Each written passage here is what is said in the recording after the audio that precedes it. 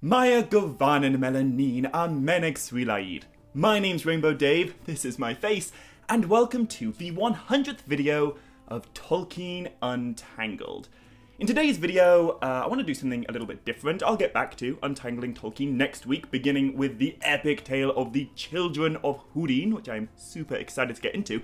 But right now, I want to take a moment to, address you lovely people, to introduce myself, and to just kind of let you guys know what's going on with the future of this channel. But I guess the very first thing I ought to say is a massive thank you to all of you guys. There wouldn't have been 100 videos on this channel, there wouldn't have been 10 videos on this channel, if not for you guys watching them and commenting on them and subscribing to the channel and just generally being awesome, and for allowing me to spend my days talking about Tolkien, which is awesome. So, genuinely, from the bottom of my heart, thank you all very, very much.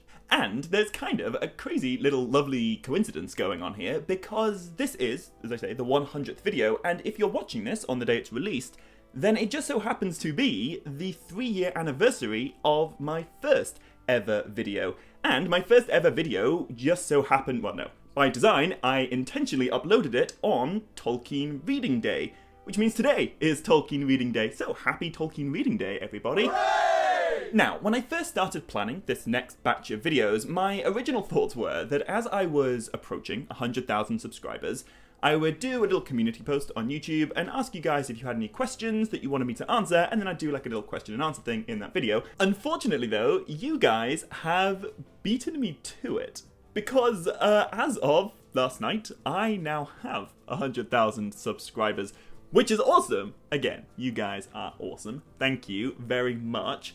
But I guess it means that I'm not quite as organized as I would like to be, because I don't have any prepared questions to answer in this video. That is my bad. Maybe that Q&A video will come at some point in the future, but I'm afraid this video isn't going to be it. However, I don't want to make a video that's just me talking about myself, so for the sake of hopefully keeping things a bit interesting, I will intersperse this video with a few Tolkien fun facts. Starting with, did you know that Tolkien was kidnapped when he was a baby? Or like, kidnapped, maybe a bit of a strong word. Borrowed, maybe, would be more appropriate, although when you borrow another human being without their permission, or the permission of their guardians, that is kidnapping, right? Despite being thought of as very quintessentially British, Tolkien was actually born in what is modern-day South Africa. Back then it was called the Orange Free State. And this is the only photo, I think, that exists of Tolkien when he was a baby. It's not the highest definition image of all time, it was taken in 1892, cameras weren't great back then, but in the background of the picture, behind baby Tolkien and the nurse that's holding him, is a local guy called Isaac, a native of Bloemfontein, where Tolkien was born.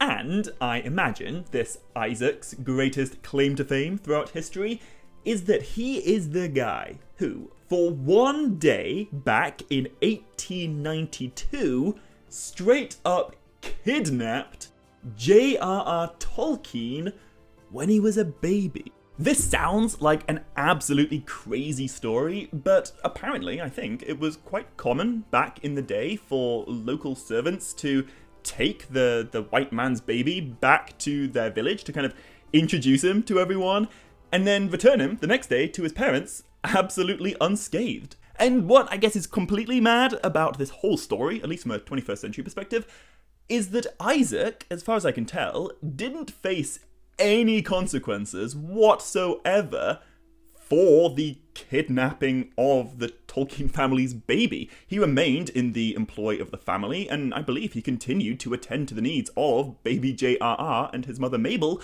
for the rest of their time in South Africa. I don't think there was any malice in the action, there were no sinister intentions or anything, but it would seem that the Tolkien family were really, really forgiving of the dude who, you know, stole their baby. Anyway, that was fun fact number 1. There will be more coming later in the video, but before I get to them, I guess I should really introduce myself. I am Rainbow Dave. I am the guy who's been making these Tolkien Untangled videos for 3 years now. I am aware that over the span of those 3 years, I haven't had the most consistent uploading schedule of any YouTuber, and I have been known to take the odd, relatively long hiatus, but there is a reason for that. You see, before I even picked up a copy of the Silmarillion, I was writing a novel of my own. Not fantasy, nothing to do with Tolkien really, it's historical fiction, and I'm quite excited to talk about that more in potentially future videos.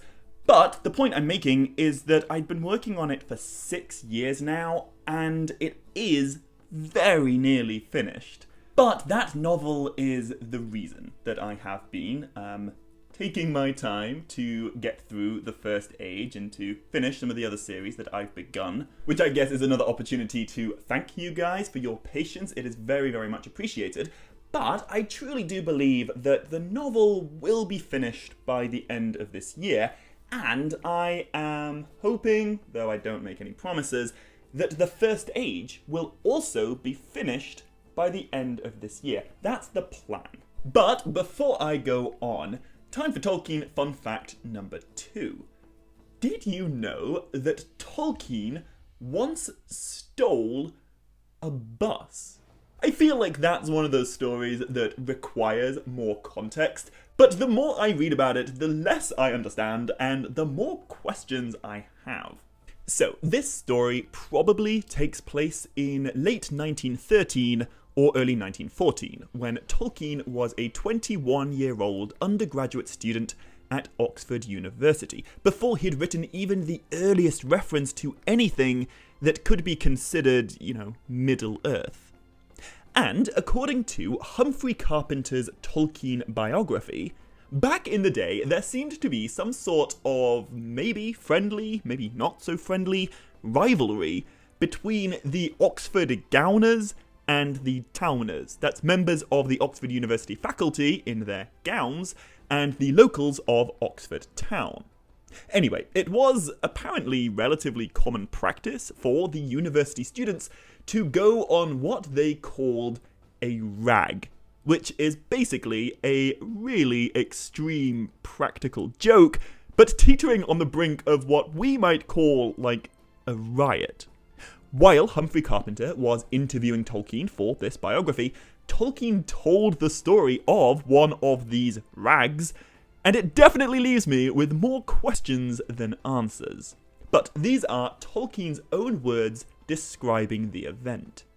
At 10 to 9, we heard a distant roar of voices, and knew that there was something on foot, so we dashed out of the college and were in the thick of the fun for 2 hours. We ragged the town and the police for about an hour. Geoffrey and I captured, in quotes, a bus, and drove it up to Cornmarket, making various unearthly noises, followed by a mad crowd.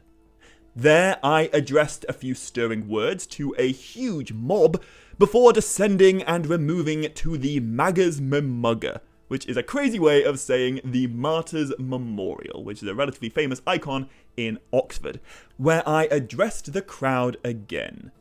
There were no disciplinary consequences of all this. So, there you go. We don't often think of Tolkien as being like a rabble-rousing rebel, but he did have his moments, and one time, he stole a bus. Anyway, while I'm here introducing myself, I guess there are 2 questions that I've noticed most frequently being asked in the comments section, so I will address them here. The first one being, what do I say at the beginning and end of each video? Maya Govanen Melanin Amenek Swilaid and Navaer Melanin. Well, Maya Govanen is probably the most common Elvish greeting. It means well met. It's what Glorfindel says to Aragorn when they meet in Fellowship of the Ring. And mellyn is probably the most iconic of all the Elvish words. You don't need me to tell you that it means friend. Melons, however, isn't a thing in Elvish. It's just a weird way of saying melons.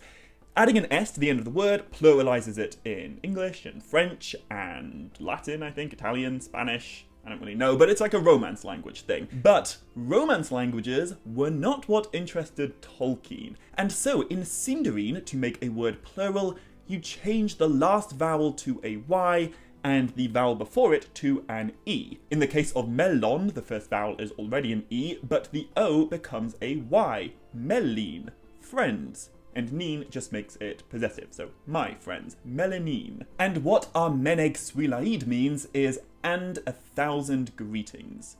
Menegroth means 1,000 caves, although technically, if you want to be super nerdy about it, elves don't count like we do. Most cultures in the real world today use base 10, so we go 10, 100, 1,000, but elves use base 12, so they go 12, 144, 1,728. So it could be argued that what meneg actually means is the number that we call 1,728, but either way, what I'm saying is Maya Govan and Melanin are meneg swilaid, well met my friends, and 1,000 greetings. Or 1,728 greetings, maybe. And at the end of each video, I say navaer melanin, which means farewell, my friends. The second most frequent question, a few of you guys have asked me, what's up with the nickname Rainbow Dave?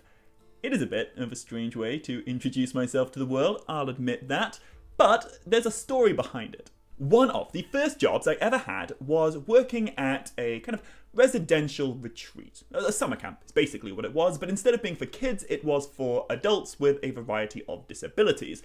And one of my main responsibilities there was that I was the tie-dye guy. I ran the tie-dyeing activity, and so as you can probably imagine, after weeks and weeks and weeks of tie-dyeing every day, there comes a point where you don't own any clothes that could be tie-dyed that haven't been tie-dyed. That was the situation that I found myself in every single summer. I think there was one morning when I came into breakfast wearing, head to toe, ludicrously colourful clothes, and a wonderful lady with Down syndrome turned round, addressed me as Rainbow Dave, and the nickname stuck. And actually, it was whilst I was acquiring that nickname, Rainbow Dave, that I first became familiar with the Silmarillion. This place, this camp that I'm talking about, was one of the most beautiful places I've ever been to in my life. It was nestled right in the heart of the Catskill Mountains in upstate New York. It was surrounded by forests and lakes. It felt very Middle-earthy, and I distinctly remember reading for the first time the Silmarillion. It was in the light of a campfire, beside a babbling brook, beneath those magnificent stars that you get when there's no light pollution. And I was reading about the waters of awakening, Kurvienen, and the first elves looking up at those stars, and it was just such an immersive, amazing read. And yeah, something about it just latched itself into my brain, and I have been obsessed ever since. One thing I will say though is that I've been told many times that I'm mispronouncing the word Silmarillion. I feel like Silmarillion is the most common pronunciation, but let me defend myself here, because I truly do think that Silmarillion is correct. Tolkien wrote some pretty specific pronunciation guides for his Elvish languages, both Sindarin and Quenya. And in those pronunciation guides, we are consistently told that the letter I is pronounced like an E. So it's not Isildur, it's Isildur. It's not Silmaril, it's Silmaril. And I know that in English there is a rule and then there are like 100 exceptions to that rule, but that isn't the case with Tolkien's constructed languages. There is a real consistency to them, and so although Silmarillion is definitely the most common pronunciation, I think Silmarillion is closer, maybe, to what Tolkien had in mind. Either way, these aren't English words, and so I don't think we should be pronouncing them as English words, Language was Tolkien's whole thing. Now, I am definitely not going to stand here and pretend that I get every single word right all the time in every single situation. I don't. And fair enough, I think I do have a bit of a habit of sometimes adding in kind of half a syllable after an L. I do say Elrond instead of Elrond. Elrond. Yeah, I do. I do say Elven, which is a little bit close to 11. Elven. Yeah, okay, that is true. But if you are concerned that I am butchering Tolkien's languages, I would invite you to check out those pronunciation guides. I do try to stick to them pretty closely. And when Tolkien's words are pronounced the way that he intended them to be pronounced, they sound so beautiful. Anyway, that's enough from me for another moment. Time for Tolkien fun fact number 3. Did you know that in real life on this planet, there are over 180 different species and genuses, genera I think is the plural of that all bear amazingly Tolkienian names? I've already made a whole video about galaxies and stars and planets and moons and asteroids and all kinds of astronomical bodies that are named after Tolkien or some part of his writings, but here on Earth there are plenty of other examples of top scientists looking to Tolkien when it comes to naming new things.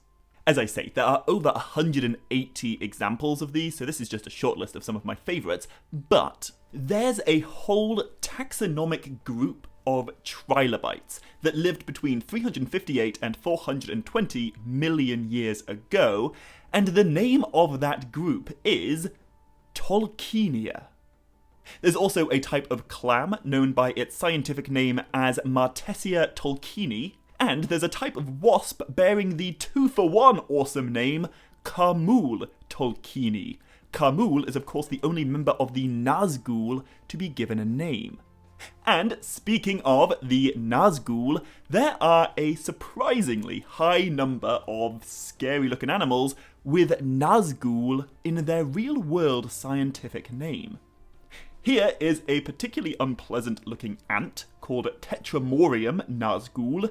He is a weird kinda shrimpy prawny looking thing that dwells in a part of the sea known as the Realm of Shadows, and its full name is Potamalphaeops Nazgul. In case you can't tell, I am not a biologist. There's a type of wasp called Miscocatarus Nazgul, and my favourite one of all, there is a type of semi-psychedelic looking tropical frog called Aborvarana Nazgul. You may have noticed that I have multiple frogs on my bookshelf. People tend to keep giving them to me as gifts for reasons that I can't really explain. Frogs are my favourite animal, and so I was delighted to find that in addition to that Nazgul frog, so named because apparently their black and white markings look like the ghostly grey figures of the ringwraiths inside their dark cloaks, there are at least 4 other frog species in this world with Middle-earth inspired names.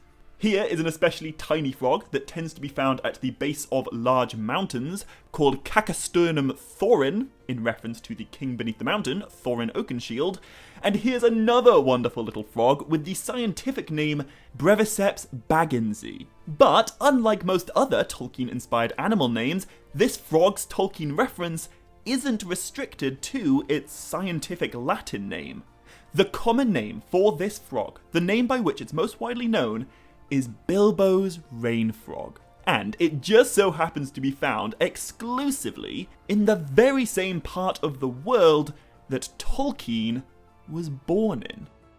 There is also a Sauron frog, but my absolute favourite entry on this list has got to be this guy, Hyloskiratus tolkieni, who was only discovered really quite recently, over 3,000 miles above sea level in the Andes Mountains.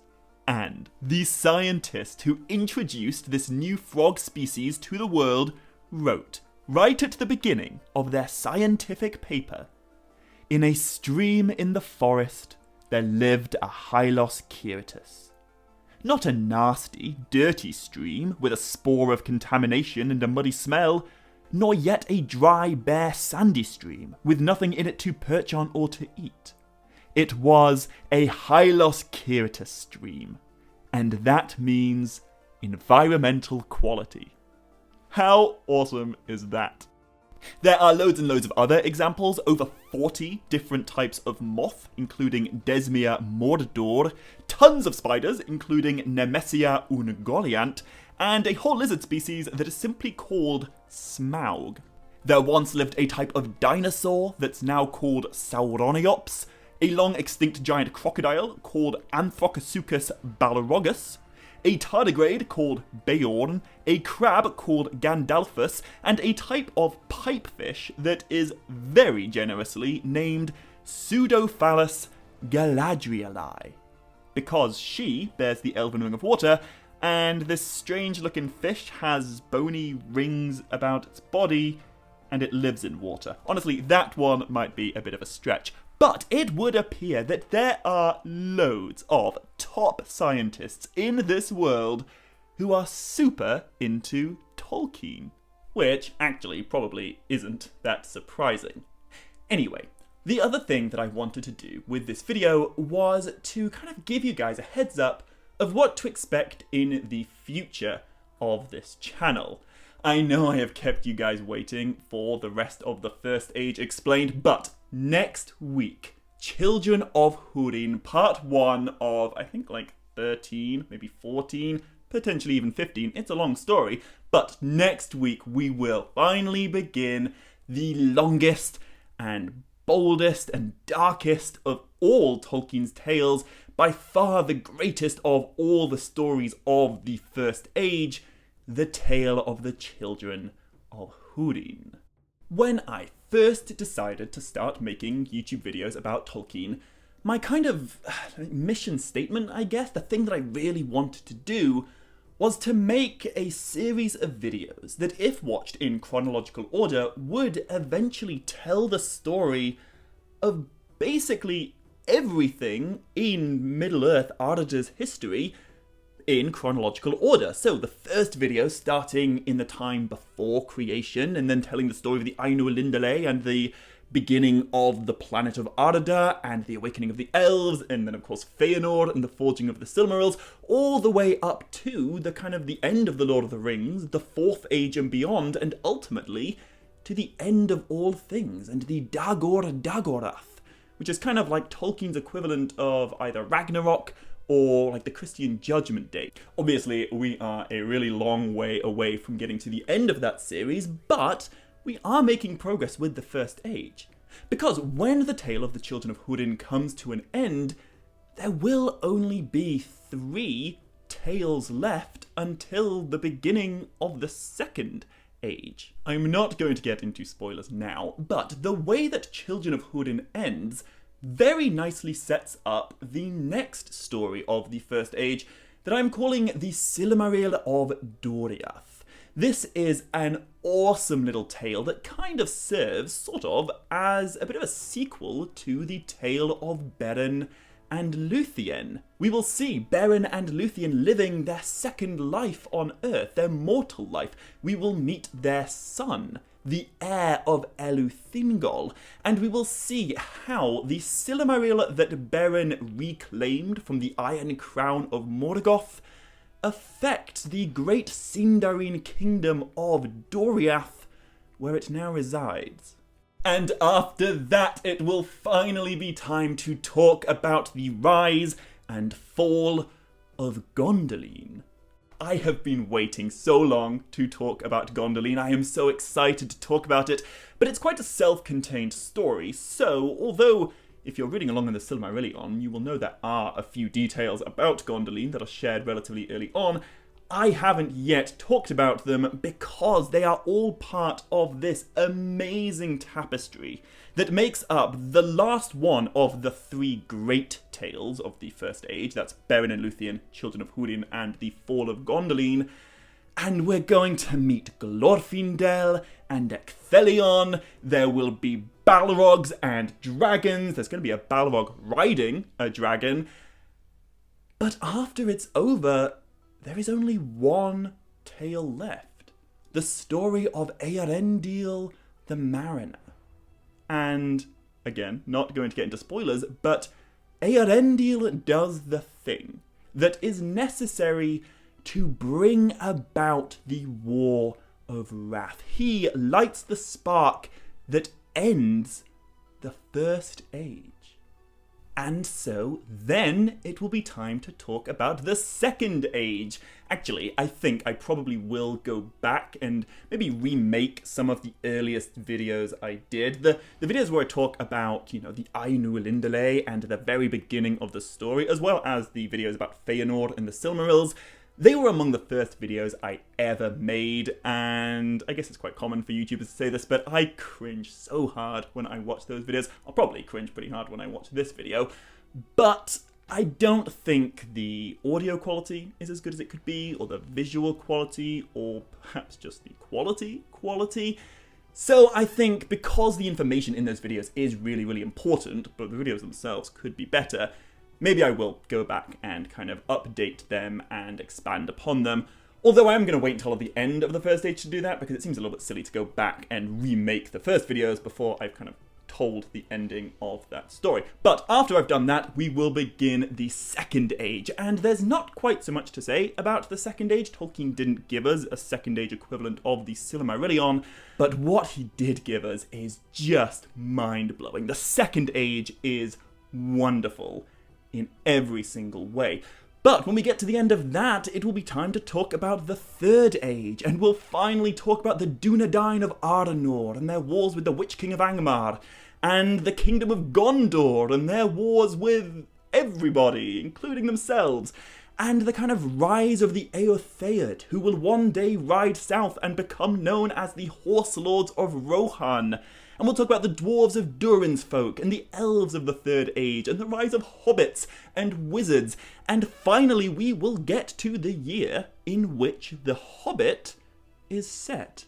And that's another thing that I am so excited to talk about. Over the past few months, I have read The Hobbit and all of The Lord of the Rings, kind of back to back and then beginning again, 4 times in the past 7 months. I've saturated my brain with it, and my appreciation for The Lord of the Rings and The Hobbit is so much more than it was even, last year when I would have said it was 10 out of 10. The Lord of the Rings is incredible, and I really do want to go through one day and give it, the full Tolkien Untangled treatment. I want to go through and talk about every single thing that I find super awesome. But I feel like I shouldn't really do that until we've earned it, until we've gone through the First and Second and Third Ages and kind of placed it within the chronology of Middle-earth.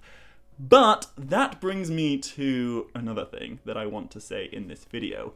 If you are one of those people who keeps coming back to the channel because your favourite series of videos are the Lord of the Rings books versus movies series, to you guys, I can only apologise and thank you once again for your patience. It's true, I kind of have neglected that books versus movies series, but the reason for it is that as I'm making those, I get a bit carried away talking about the books. I feel like a channel that's called Tolkien Untangled really should be focusing on Tolkien rather than some movie adaptations of Tolkien from 20 years ago, as good as they may be.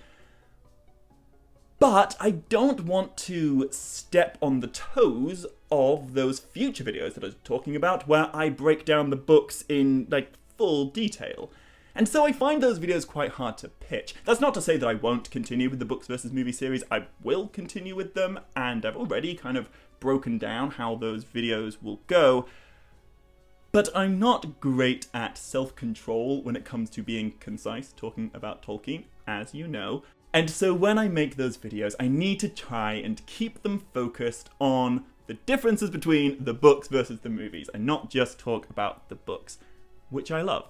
And I may also one day do a Hobbit books versus movies series. That probably will be a little bit more negative. I don't have the highest opinion of those Hobbit films, but I guess a Hobbit books versus movies series could hopefully be interesting and potentially quite useful if you haven't read the books but are familiar with those movies. And finally, I guess the third kind of video that I do make on this channel are standalone lore videos. Just one video about one topic.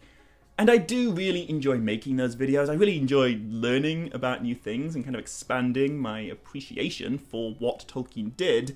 So I'll definitely continue making the odd standalone video to release, when I can. And I am aware that there are plenty of people who aren't too interested in the whole everything chronologically explained idea, so I definitely will continue to make some of them.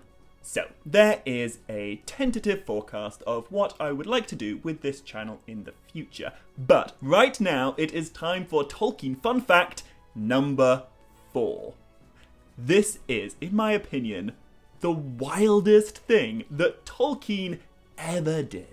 So, as you most certainly already know, if you open up The Hobbit, you will begin a wonderful story about a hobbit called Bilbo Baggins. And after reading that, you will come to a sequel called The Lord of the Rings, which follows 4 hobbit heroes, Frodo Baggins, Samwise Gamgee, Meriadoc Brandybuck, and Peregrine Took. Over the 6 books that make up that story, all 4 of these hobbits each have an absolutely epic moment of sheer awesomeness, and it is with these 4 characters that The Lord of the Rings eventually comes to an end. But if you keep on reading past the final line of the final chapter, you will come to the appendices. In Appendix A, you'll find loads of extra wonderful information about what was happening before The Lord of the Rings. In Appendix B, you'll find out what became of our 3 remaining Hobbit heroes. Sam becomes Mayor of the Shire for 7 consecutive 7-year terms, Pippin becomes the Thane of the Shire, and Merry becomes the Master of Buckland.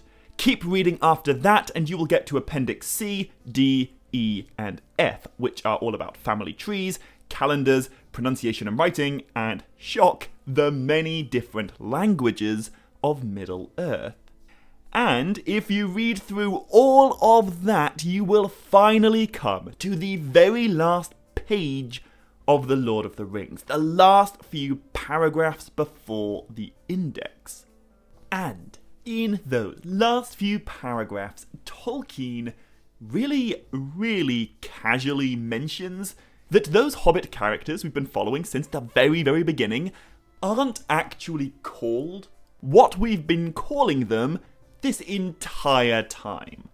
Turns out, Frodo, Samwise, Peregrine, Meriadoc, Baggins, Gamgee, Brandybuck, Butterbur, even the words Hobbit and the Shire itself are all just anglicised inventions of Tolkien's that were used for the purposes of translation. Within the fictional world of Middle-earth, those are not the names that these characters would go by. Obviously, Tolkien wrote The Lord of the Rings in English, but no one in Middle-earth would actually speak English. By the Third Age, the common tongue, the language that's translated into English, or whatever language you're reading it in, is Westron. And Westron does not sound how you might expect it to sound.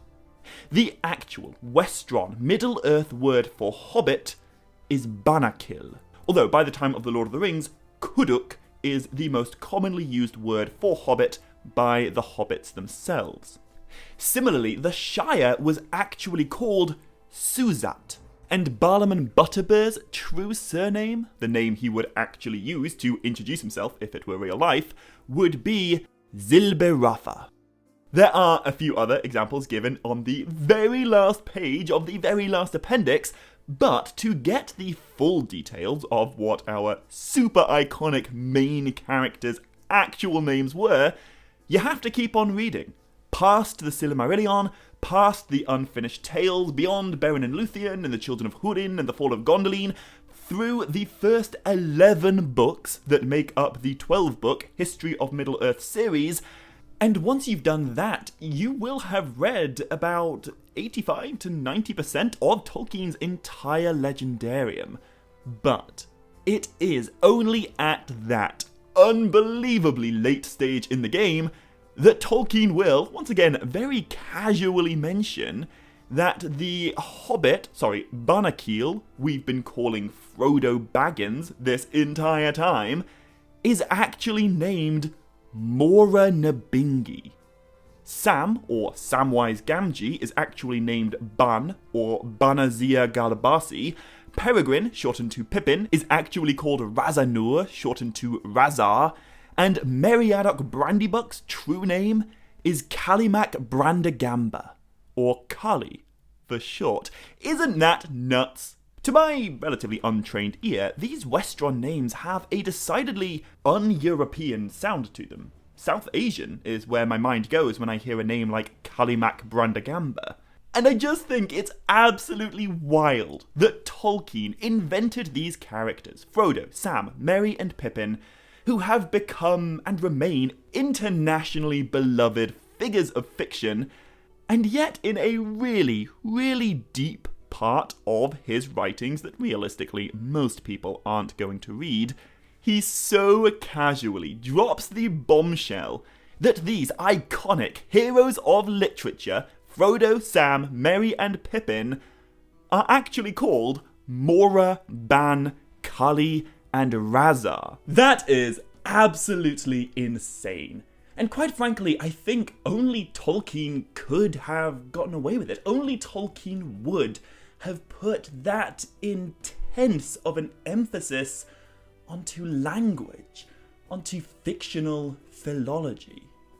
Anyway, that is about it for this video. A few of you guys down in the comments have been asking about Patreon. I am so grateful that you would want to share your hard-earned money with me. The truth is, I have set up a Patreon account. I'm just really reluctant to launch it. I can't really explain why. I don't want this channel to ever become about paying for additional content. That's not why I started this. But at the same time, it is kind of weird for me to deny people an opportunity to support me if they want to, so I probably will upload a Patreon information video in the near future. However, my next main video will be Children of Húrin 101, coming this Friday. I cannot wait to get to that. I should probably go back to work on that. So let me say one more time, thank you for 100 videos, thank you for 100,000 subscribers, and until next time, as always, my dear friends, much love. Stay groovy and navaer, mellyn.